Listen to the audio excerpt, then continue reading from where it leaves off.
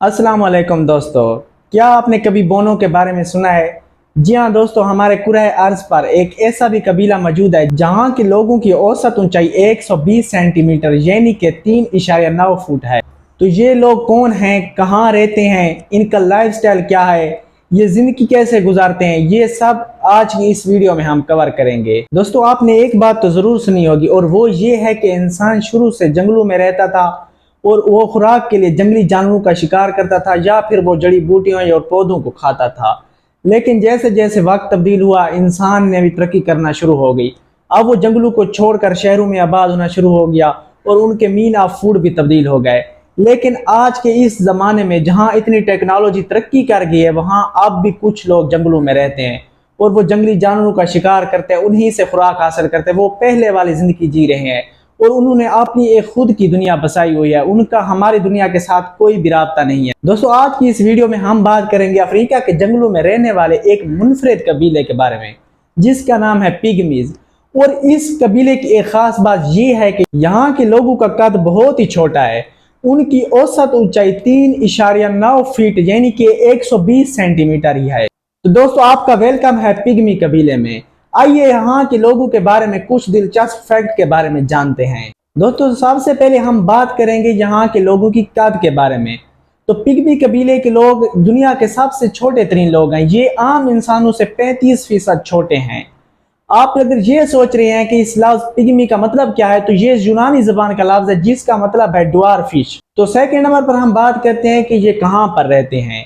तो इस वक्त दुनिया में 1,20,000 पिग्मी हैं जो कि ज्यादातर कैमरून के जंगलों में रहते हैं। इसके अलावा ये अमेरिका के बहुत सारे हिस्सों यानी कि गैबोन, नामीबिया, अंगोला और दूसरे बहुत से इलाकों में भी रहते हैं। दोस्तों, अगर देखा जाए इनके काम को, तो पिग्मी कबीले के लोग ज्यादातर फलों को जमा करते हैं, मिसाला जात और जड़ी बूटियों को भी इकट्ठा करते हैं। और इसके अलावा ये अपने हाथों से बनाए हुए औजार यानी कि पत्थरों के तीरों से जानवरों का भी शिकार करते हैं। नंबर 4 पर हम डिस्कस करेंगे इनके घरों के बारे में कि पिग्मी कबीले के लोग किस तरह के घर बनाते हैं। तो पिग्मी कबीले के लोग ज्यादातर दरख्तों से घर बनाते हैं। इसकी एक वजह यह है कि ये जानवरों का शिकार करते हैं और जिस जगह पर इनको शिकार मिलता है ये वहीं पर अपने डेरे डाल लेते हैं। इसी वजह से इनको अपना घर बार बार चेंज करना पड़ता है, जिसकी वजह से ये सिर्फ और सिर्फ दरख्तों से ही घर बनाते हैं। नंबर 5 पर यह है कि पिग्मीज की बुनियादी खुराक जो है वो जंगली फल हैं, जिनमें जंगली बेरी, जंगली आम और गरीदार मेवे शामिल हैं। पिग्मीज की एक हैरान कुन बात यह है कि इनका बैरूनी दुनिया से कोई ताल्लुक नहीं है। इनके पास कोई जदीद टेक्नोलॉजी, टूल्स या गाड़ियां तक नहीं है।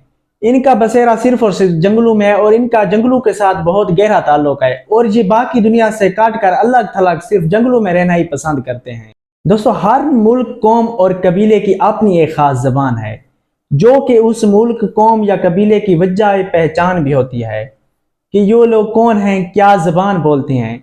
इसी तरह जबान के जरिए हम अपनी बातें, जज्बात या एहसासात दूसरों तक कन्वे कर सकते हैं। इसी तरह पिग्मी कबीले की भी अपनी एक जबान है, लेकिन इस जबान की एक खास बात यह है कि ये जबान सिर्फ और सिर्फ बोली जा सकती है, लिखी नहीं जा सकती। खूबसूरत और यूनिक दिखने के लिए लोग तरह तरह के फैशन करते हैं। इसी तरह टैटू बनवाना भी पिग्मीज कबीले की सकाफत का एक हिस्सा है और यहाँ के लोग अपने जिस्म पर टैटू बनवाते हैं और ये ज्यादातर खवातीन में आम है।